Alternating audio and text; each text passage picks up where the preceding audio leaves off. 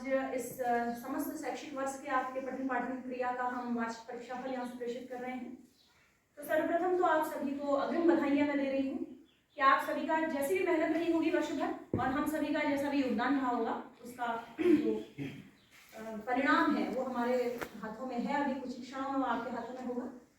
तो एक चीज़ तो काफ़ी हर्ष प्रदान करने वाली है कि पिछले वर्षों की तुलना में इस बार हमारे बीच अभिभावकों की संख्या बढ़ी है और ये उम्मीद है कि निरंतर आने वाले वर्षों में या आने वाले जो भी हमारे ऐसे आयोजन होंगे उनमें आप सभी का सानिध्य हमें प्राप्त होगा। बहुत सारी बातें मेरे साथियों ने यहाँ पर कही हैं, मैं उन्हीं बातों को आगे बढ़ाती हूँ। जैसे ललित सर ने भी कहा है कि आप सभी अपने बैग में एक छोटी छोटी पॉकेट डिक्शनरी रखें।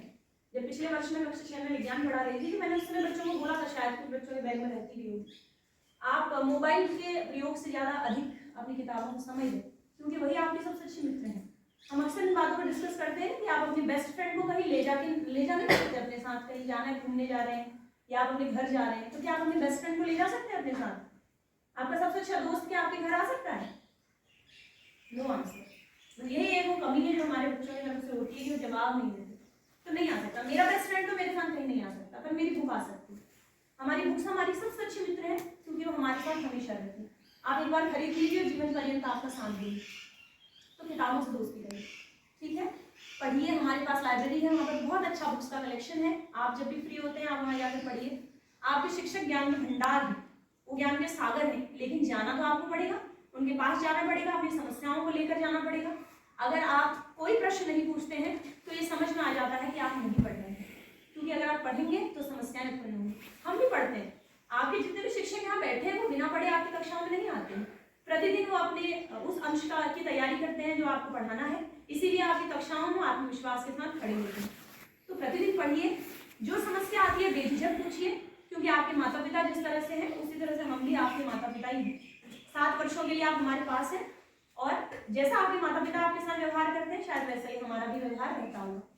अभिभावकों से भी मैं निवेदन करना चाहती हूँ कि घर पर आप अपने बच्चों को बेशक ना पढ़ाएं, हो सकता है कि आपको हर एक विषय की नॉलेज ना हो, लेकिन आप उसे बिठाएं, एक रूटीन बनाएं कि इतने बजे आपको सभी कार्य छोड़कर बैठ जाना है किताब खोलकर।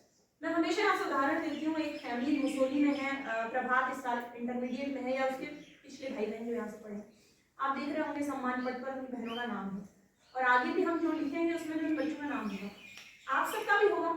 लेकिन एक छोटा सा उदाहरण इसलिए मैं इसको बार बार देती हूँ कि वो अक्सर यहाँ कहा करते थे कि उनकी मम्मी उनको पढ़ने के लिए बिठाती थी और कहती थी कि इस पाठ का ये वाला प्रश्न हल करिए। पहले वाले तो बच्चों को लगता था कि शायद मम्मी को प्रश्न आता होगा, लेकिन इतना कह देने मात्र से आपका बच्चा जो छोटा सा कक्षा 6 में पढ़ रहा है, 7 में पढ़ रहा है, उसका एक रूटीन बन जाएगा और इंटरमीडिएट में पहुंचने तक वो उसके जीवन का हिस्सा बन जाएगा कि दिन भर में हमें विद्यालय के घंटों के अलावा भी कुछ घंटे पढ़ना है। जैसे मैं अभी पूछ ही रही थी, बच्चे कह रहे थे कि 8 बजे सोकर उठ रहे हैं और अब 6 बजे उठेंगे।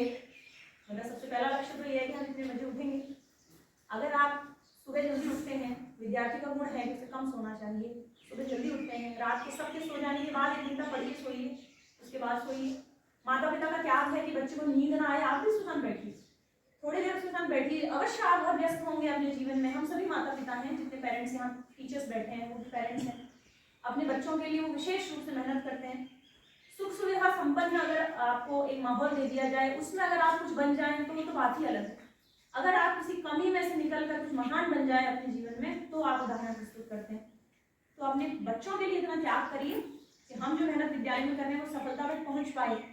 बहुत ज़्यादा बातें हम नहीं कर रहे हैं, यहाँ पर आप देख रहे हैं कि मेडल्स हैं, या आज महेश सर की तरफ से आपको मेडल्स प्रदान किए जा रहे हैं जो प्रथम स्थान प्राप्त करने वाले बच्चों को।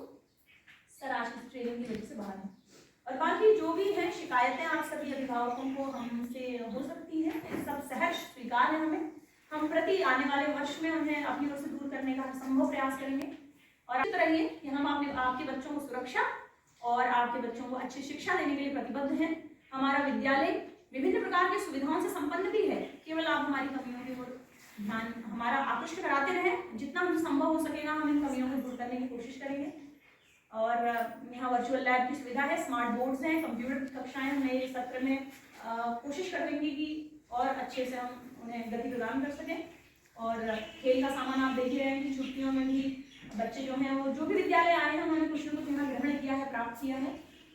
जब इस सत्र हमारा समाप्त होगा तो मैं निवेदन करूँगी अपनी कला शिक्षिका शिक्षिका रजनी मैम से, जिन्होंने इस 1 मास में कठिन परिश्रम के द्वारा आपके बच्चों को गुजरात की लोक कलाकृति लिप्पन आर्ट से उन्हें उनका इंट्रोडक्शन कराया है और बच्चों ने बहुत खूबसूरत कलाकृतियां तैयार की हैं जो हमारे स्टाफ की शोभा बढ़ा रही हैं। तो सभी अभिभावकों से मेरा निवेदन है कि जब वो अपना रिजल्ट लेकर अपने बच्चों को लेकर जाएंगे तो एक बार वो मैडम के साथ उस कक्ष में जाकर अवश्य दृष्टिपात करें कि आपके बच्चों ने कितनी अच्छी मेहनत की है और उसमें योगदान है जो कि आप जरूर अप्रिशिएट करेंगे।